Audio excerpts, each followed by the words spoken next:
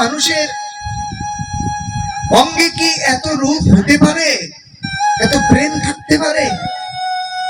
বললে নিরমল গোরাতন কোষিত কাঞ্চন জন হেরোহিতে পড়ে নেমবোধ। হেরোহিতে শব্দের অর্থ দেখা, ভোর শব্দের অর্থ বিভোর হয়ে যাওয়া। নাগরীরে ওই গৌর রূপখানি দর্শন করে আমি বিভোর হয়ে গেলাম। ভাও ভুজঙ্গমে দংশাল মধুমনে অন্তর কাপয়ে মন।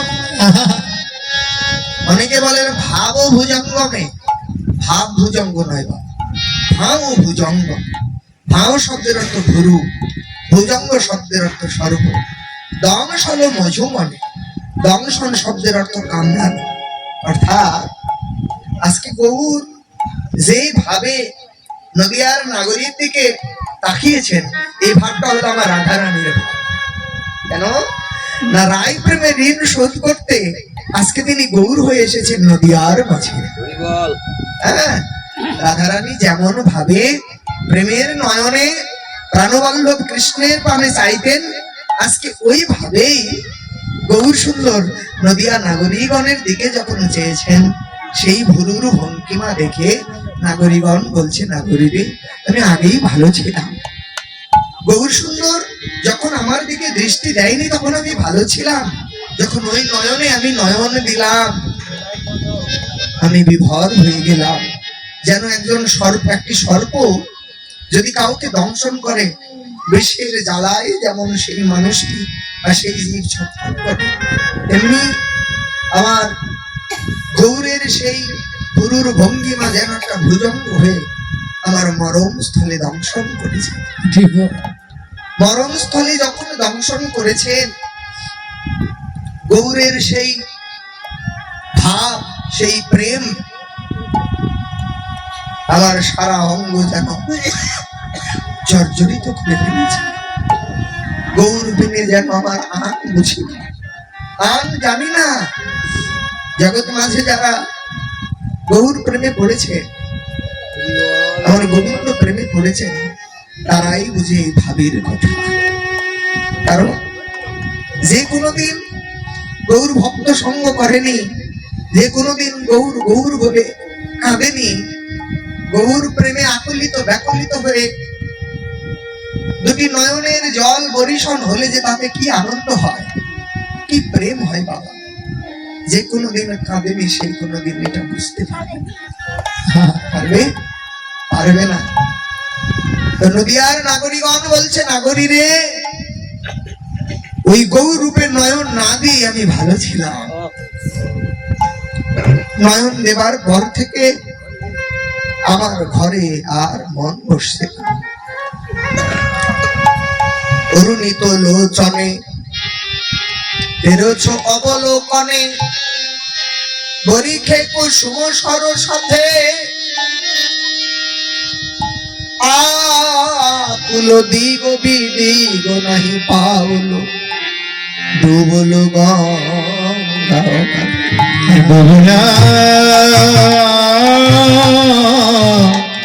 ডুবিল গঙ্গায়। নাগরীরে অরুণিত লোচনে, অরুণ মানে সূর্যের আরেক নাম অরুণ। বাবা পদাবলী একটা উচ্চ মার্গের কাব্য, সেটাকে বৈষ্ণব পদকর্তা যেই ভাব দিয়েছেন সেই ভাবেই আমাদের বোঝা উচিত, তবে আমরা রস পাব। কি বলেন? অরুণিত লোচনে। অরুণিত স্থান কালের উপর সূর্যের কয়েকটি নাম আছে। প্রভাতে যখন উদয় হয় তাকে বলা হয় অরুণ, মধ্যাহ্নকালে সূর্য, আর অপরাহ্নকালে বলা হয় রবি। এখানে ওই সূর্যের কথা না বলে বৈষ্ণব পদকর্তা অরুণের কথা বললেন কেন? তার একটি কারণ আছে। যখন আপনি আবেগে কাঁদবেন, বেশি যখন কান্না করবেন, তখন দেখবেন আপনার নয়নটা লাল বর্ণ ধারণ করে। করে কিনা বাবা? যখন একটা মানুষ অনবরত কান্না করে, দেখবেন তার নয়নের দিকে তাকাবেন, নয়নটা যেন লাল হয়ে গেছে। তেমনি আজকে রাধা ভাবের গৌর কৃষ্ণ কৃষ্ণ বলে কাঁদছেন। কেন কৃষ্ণ কৃষ্ণ বলে কাঁদছেন? গোবিন্দ আমার রাধা রানীর কাছে গিয়ে বলেছিল, রাধে তুমি যেমন করে কৃষ্ণ কৃষ্ণ বলে আকুলিত ব্যাকুলিত হও, আমি তো তুমি যেমন করে আমাকে ভালোবাসো, আমি এমন করে ভালো তোমাকে বাসতে পারি না। তোমার প্রেমে আমি ঋণী হয়ে গেছি জানো। আমি আগত যুগে তোমার প্রেমে ঋণ শোধ করবো। আমি সেই যুগে গিয়ে তোমার ভাব কান্তি হৃদয়ে ধারণ করে তুমি যেমন আজকে কৃষ্ণ কৃষ্ণ বলে কাঁদছো, এই কৃষ্ণ নামের যে কি মধু, কি রস, আমিও তোমার নামে কাঁদবো। এমন করে আমিও কেঁদে সেই নাম সুধা রস আমি আস্বাদন করব। তাই আজকে অনবরত কৃষ্ণ প্রেমে আকুলিত ব্যাকুলিত হয়ে কাঁদতে কাঁদতে গৌরের নয়ন দুখানা ওই অরুণের বর্ণ ধারণ করেছে। তাই অরুণিত লোচনে তেরছ অবলোকনে বরিকে কুসুম স্বরের সাথে নাগরীরে, ওই নয়নে যখন বাঁকা করে আমার দিকে চেয়েছে, যেমন এই জগতে একটা ব্যাধ যেমন তীর যখন পাখিকে মারে না, পাখির বক্ষে বিদ্ধ হলে যেমন ছটফট করে, যেন ওই বান আমার মরণ স্থলে লেগেছে। মরণ স্থলে লেগে আমার এখন জগতের কোনো কিছু ভালো লাগে না। আমার এমন দশা হয়েছে, আমি সংসার ত্যাগ করতেও পারছি না, আমি সংসারে থাকতেও পারছি না। নাগরিনে ওই গৌর প্রেম যেন আমার মরণ স্থলে একটা বান হয়ে বিঁধেছে। আমার ঘরে থাকা দায় হলো রে,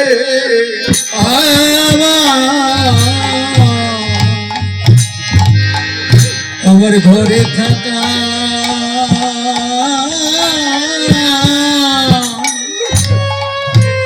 হৃদয়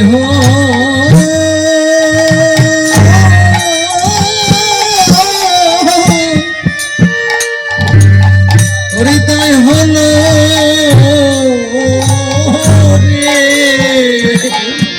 ওরে গৌর প্রেমে,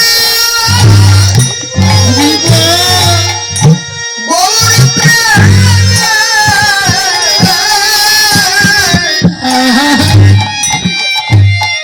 আমার হৃদয় আগে ব্যাকুলিত। নাগরিকে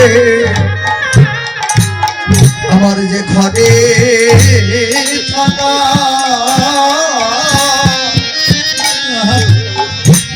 ঘরে থাকা দায় হলো রে। ওরে গৌরী প্রেমে,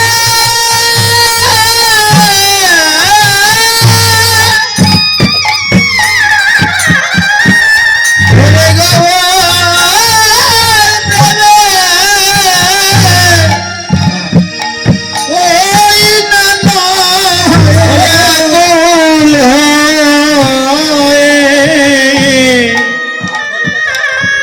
নাগরী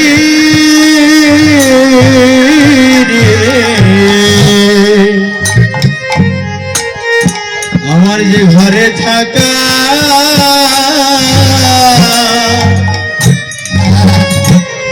ঘরে থাকা দায় হলো রে। নাগরী রে, গৌর রূপে নয়ন দিয়ে আমার ঘরে থাকা দায় হয়ে গেছে। জগৎ মাঝে যে জন ভক্তের ভক্ত সঙ্গ করতে করতে কৃষ্ণ অনুরাগ সে হৃদয় উদয় হয়।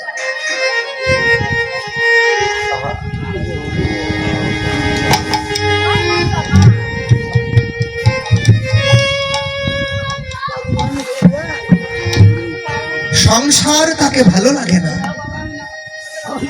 সংসারটা তখন তাকে একটা জেলখানা মনে হয়। নিভৃতে নিরজনে বসে শুধু নয়নের জল ফেলে রবীন্দ্র। সংসারের কর্তব্যটা এমন ভাবে জেগে ধরেছে না পারছি সংসার ত্যাগ করতে, না পারছি সংসারে থাকতে। বাবা, তাতেও হতাশ হবেন না। ছাত্র জীবন বড়ই সুখের যদি না থাকে পরীক্ষা।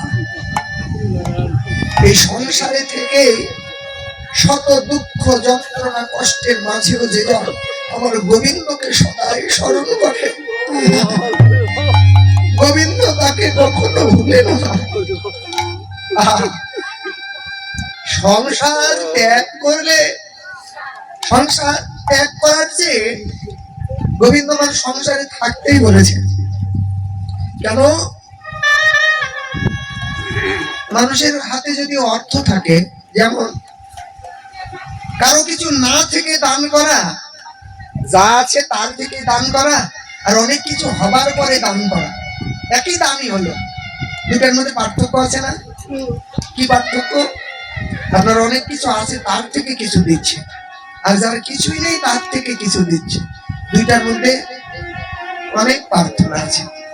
সুখে আরাম আয়েসে সংসার ত্যাগ করে ওই বৃক্ষের তলায় বসে তো কৃষ্ণ গুণগান করছেন, কিন্তু সকল কর্তব্য সম্পাদন করবার পর পিতা মাতাকে দেখার পর স্ত্রী পুত্র আদি সকলের কর্তব্য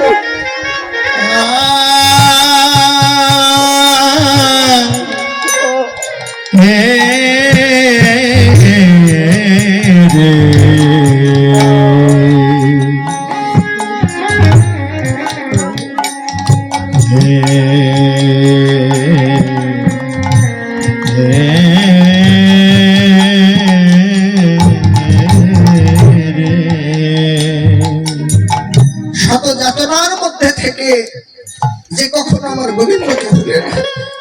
গীতায় ভগবান কি বললেন? হে অর্জুন, যে ভক্ত সদাই আমাকে স্মরণে রাখে, আমি তাকে কখনো ভুলি না, সে ভক্ত আমাকে কখনো ভুলে না। সংসার করুন, দুঃখ ভোগ করবার জন্যই জগতে আমরা এসেছি। আমরা যে জন্মই পাই না কেন, কর্মফল ভোগ করতে এসেছি। কেন বলতে পারেন? কেন? যার অনেক টাকা আছে, গিয়ে দেখেন তার সন্তান নেই, সে মনে করছে টাকা থেকে আমার কি হবে, সন্তান আদি কিছু নেই। যার সন্তান আদি আছে তার আবার যে দেখেন আমার তো এত সন্তান, তাদেরকে আমি মরে যাওয়ার পর তারা কি করে খাবে, আমার তো অর্থ নেই। কারো অনেক অর্থ আছে, সন্তান আদি আছে, গিয়ে দেখেন এমন রোগ হয়েছে, ওই ধন ঐশ্বর্য আছে ঠিকই, কিন্তু খাবার হচ্ছে না, মুখে হচ্ছে না। এই জগৎ মাঝে আমরা যারা এসেছি না, কারো না কারো দুঃখ আছে, কোনো না কোনো দুঃখ আছে। যার আসলে নেই সে তো ভাগ্যবান। আর সুখের পিছনে সদা ছুটলে সুখ পাওয়া যায় না বাবা, সুখটাকে চিনে নিতে হয়। কেমন? জগৎ মাঝে অর্থ বৃত্ত আত্মীয় পরিজন সকলকে নিয়ে দিন রাতি আনন্দে কাটাচ্ছেন, কিন্তু ভক্ত সঙ্গে কথা শাস্ত্রে করলে যে মানুষ শত শত বছর বেঁচে থাকলো কিন্তু একটা দিনও কৃষ্ণ নাম বদলে নিল না, তার পাথর হয়ে বেঁচে থাকলো।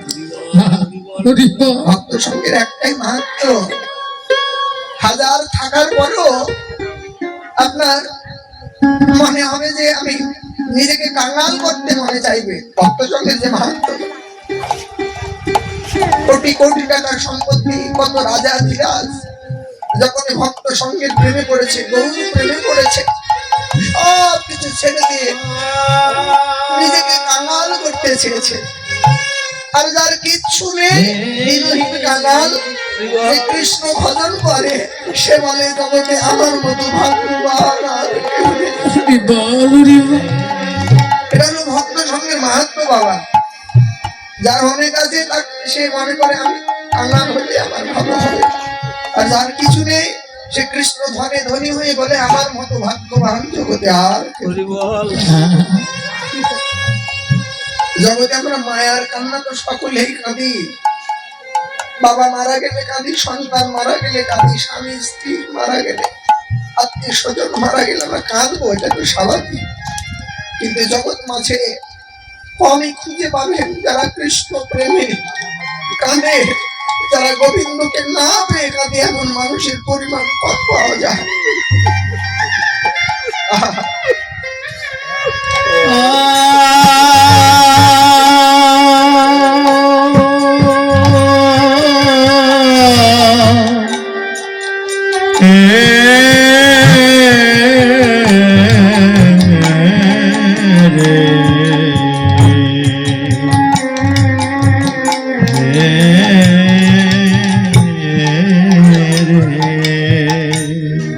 জগতে আমরা কোনো চাওয়ার বস্তু যদি পাই আমাদের আনন্দ ধরে না, না পাওয়ার বস্তু, যে বস্তু চাই কিন্তু পাই না, দুঃখ ধরে না।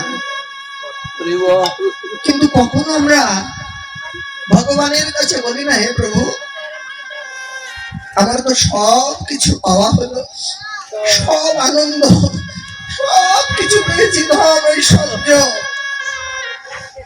কিন্তু তোমায় পাওয়া তো আমার হলো না। হে গোবিন্দ তোমায় তো আমার পাওয়া হলো না।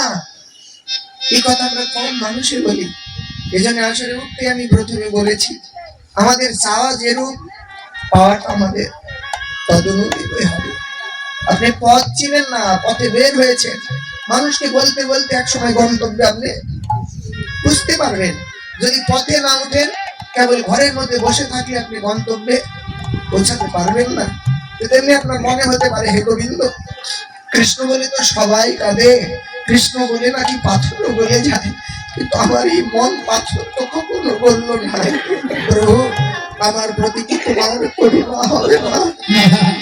জগতে তো সকলেই কৃষ্ণ বলে কাঁদে।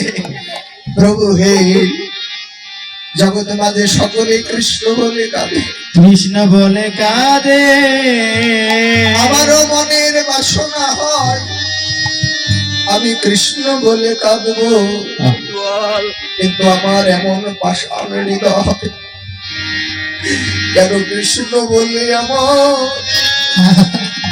প্রাণ কাঁদে না।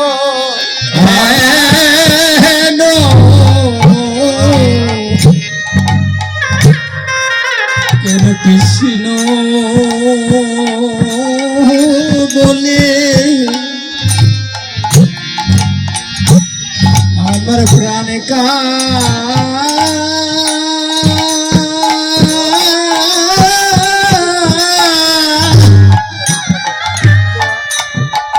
ওরে প্রাণ কাঁদে না। না জানি কত জন্মে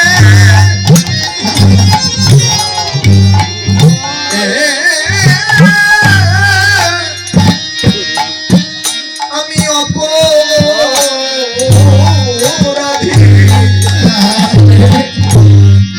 আমার কৃষ্ণ বলে কেন প্রাণ কাঁদে না? না জানি আমি কত জন্মে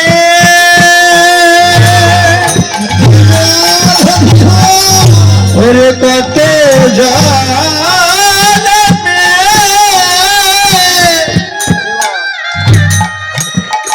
জন্মেরা অপরাধী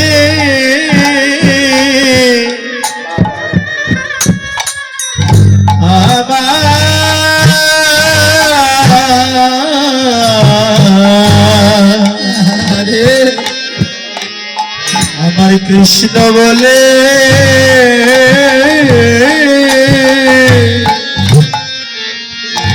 বলে প্রাণ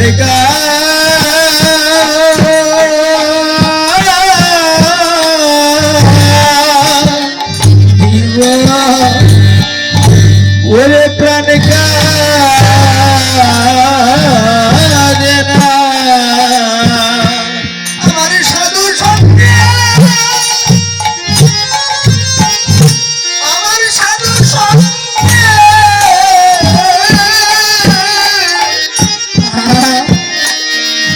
কেন হয় না মতি? আমার কেন কৃষ্ণ ও বলে ওরে কেন প্রাণে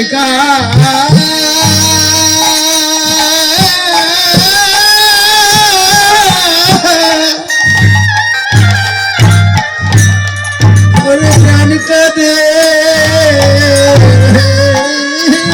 না আমার সাধু সঙ্গে ওরে সাধু সঙ্গে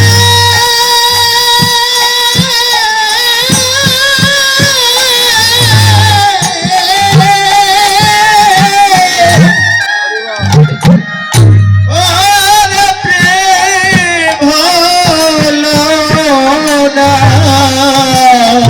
আমার কৃষ্ণ বলে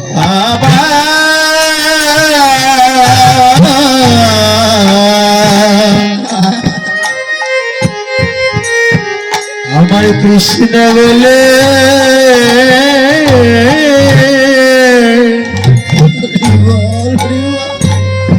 বলে প্রাণে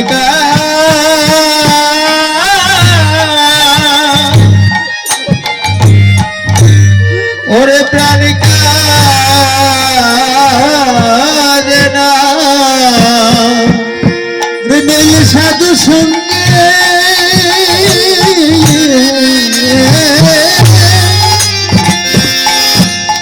ওরে সাধু সঙ্গে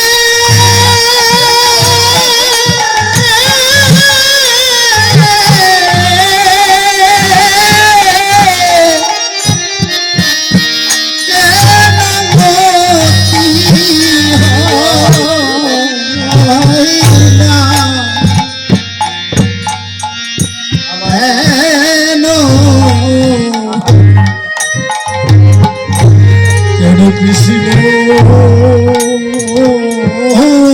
বলে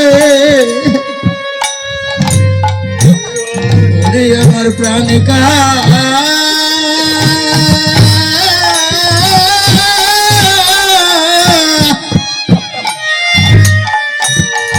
ওরে প্রাণিকা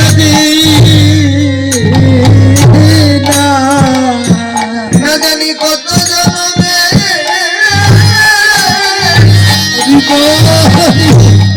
অপরাধী কৃষ্ণ বলে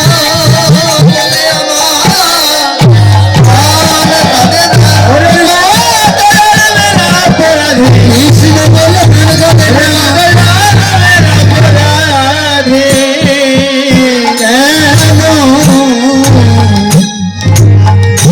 কেন কৃষ্ণ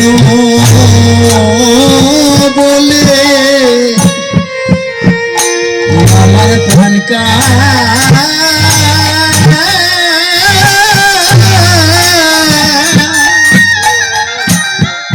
প্রাণ কাঁদে না রে। ভক্তের দৈন্যতা যত আমার কৃষ্ণের কৃপা তত। আপনি নিজে গোবিন্দ শ্রী বিগ্রহের সামনে গিয়ে প্রাণ খুলে মনের কথাগুলো বলে, হে প্রভু আমার হৃদয়ে তোমার প্রতি ভক্তি দাও, প্রেম দাও, আমিও যেন তোমার নাম স্মরণে সদাই কাঁদতে পারি, তোমাকে ভাবতে পারি। দেখবেন এইভাবে বলতে বলতে একদিন ভগবান আপনাকে কৃপা করবেই, কৃপা করবেই করবে। এই কারণে আপনার চাওয়াটা, আমাদের চাওয়াটা যদি ঠিক হয় না, পাওয়াটাও ঠিক হবে। নবী আর নাগরিকগণ দেখুন গৌর সুন্দরকে দর্শন করে তাদের দিক বিদিক শূন্য হয়ে গেছে। এই দিক বিদিক শূন্য বলতে কি, কিং কর্তব্য বিমূঢ় হয়েছে। পারছি না সংসার ত্যাগ করতে, পারছি না সংসারে থাকতে, হ্যাঁ কোনটা স্থির করতে পারছি না। তাই এক নাগরী অপর নাগরীকে বলছে, নাগরী আমার ঘরে থাকা আর হবে না রে, আমার মনে হয় এ জনম চির জনমের মতো সংসার আদি সব পরিত্যাগ করে গৌর চরণে নিজেকে সমর্পণ করে দিব। কিন্তু সংসারের পিছু টান আছে। এই যে আমাদের আছে, কিন্তু সংসারের পিছু টান আছে। তাই নাগরী বলছে, শোন নাগরী, একবার যদি তোরা কোনো ঔষধ এনে দিতে পারিস, সেই ঔষধ খেয়ে আমার যে রোগ হয়েছে, সংসারে আর মন বসছে না, এই রোগটা আমি দূরীভূত করতে পারতাম। তাই ওই নাগরীকে ডেকে ডেকে বলছেন, মন্ত্রম ঔষধি তুহুরা নসি যদি মন্ত্রম ঔষধি তুহরা নিঃস্বজ্যোতি পশু লাগে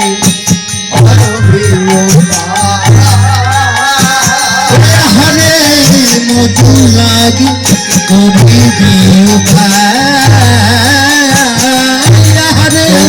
জানিস যদি বলে দে রে, যদি বলে রে তোরা জানিস যদি বলে দে রে, যদি বলে রে এখন আমি নিজে করি, জানিস যদি বলে দে, এখন আমি নিজে করি জানিস যদি বলে রে মধু লাগে ধরে ও হরে মধু লাগি করি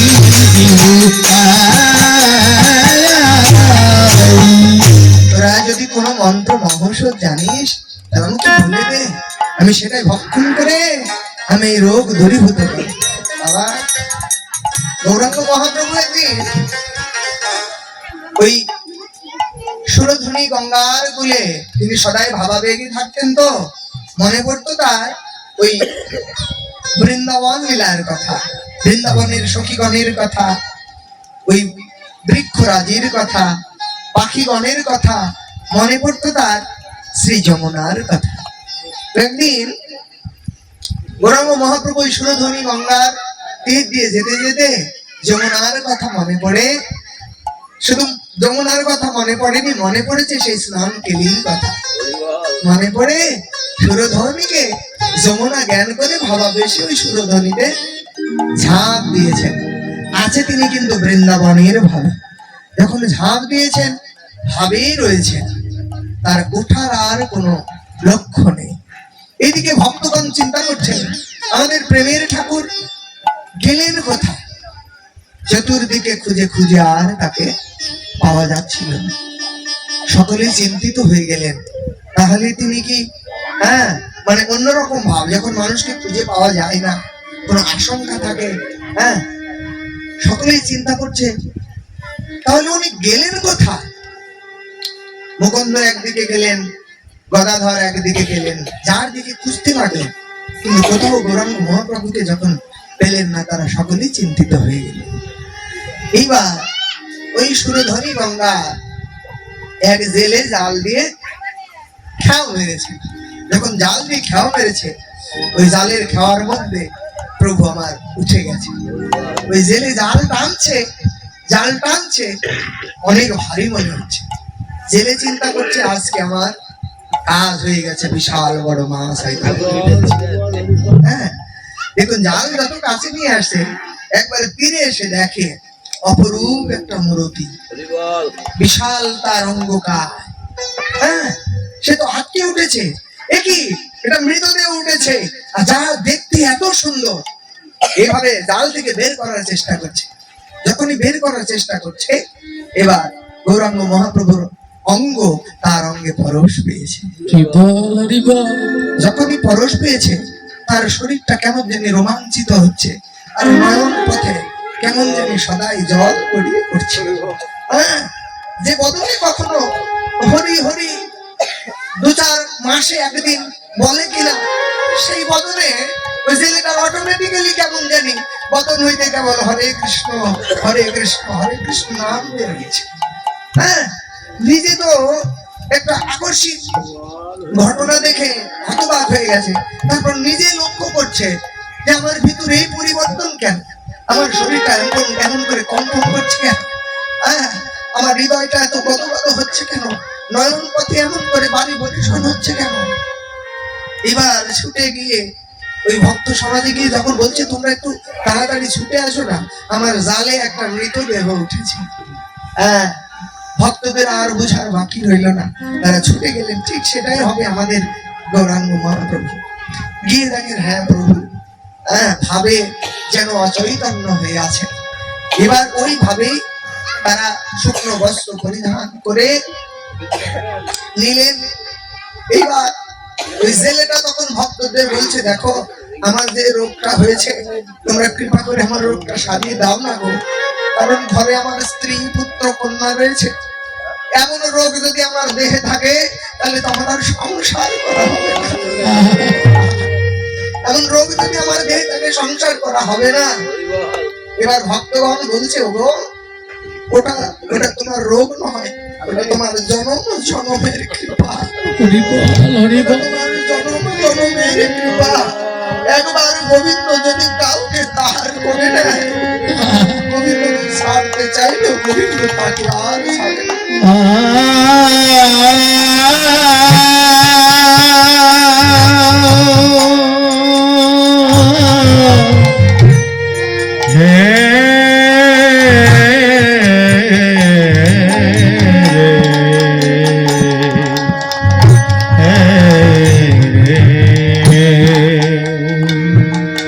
কিঞ্চিত পরশে প্রেমের উদয়। এই জন্যই বাবা গৌর ভক্ত সঙ্গ করতে হয়। যেখানে সোনার খনি আছে সেখানে আপনাকে যেতে হবে যদি সোনা পেতে চান। কয়লার খনি থেকে সোনা আপনি কখনোই পাবেন না। যেখানে কৃষ্ণ কৃপা, যেখানে গৌর প্রেম লুকায়িত থাকে, ভগবান নিজেই বললেন কি আমার এই ভক্তি ধনের দায়িত্ব দিয়েছি আমি ভক্তদের। ভক্তি ধন আমার নিজের নয়, আমি এটা সুরক্ষিত করতে দিয়েছি, ভক্তের হৃদয় আমি সুরক্ষিত করে রেখেছি। যদি ভক্ত কাউকে কৃপা করে আমি তাতে হস্তক্ষেপ কখনোই করি না। এ কারণে কৃষ্ণ কৃপা লাভ করতে হলে এই ভক্ত সঙ্গে করতে হয়। এবার বলছি মন্ত্র মহৌষধি তুহু জানুষি যদি মজু লাগি করো উপায় না করিবে। তোরা যদি এই উপায় জানিস তাহলে আমাকে কোনো মন্ত্র মহৌষধ দে, নইলে যে আমি সংসার আর করতে পারবো না। বৈষ্ণব পদকর্তা বাসুদেব ঘোষ বলছে শোনো, হ্যাঁ শোনো, এ দশা কেবল তোমার একার হয়নি। যারা এ গৌর নয়নে নয়ন দিয়েছে, যারা গৌর প্রেমে পড়েছে তাদেরই এমনই দশা হয়েছে। বাসুদেব ঘোষে কহে শোনো শোনো এ সখী গোরালা